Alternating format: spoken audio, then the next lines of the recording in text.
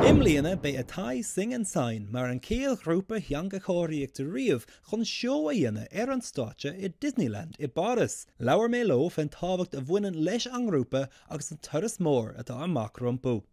Go an grúpa seo comharthaíochta an bhaile de bharr be comhbheog an tús an is tá sé ag fás agus fás. Duine nó go ná Nuacht ba gaithne go an grúpa seo ach tá ba Seán cáilún sa tá baile seo.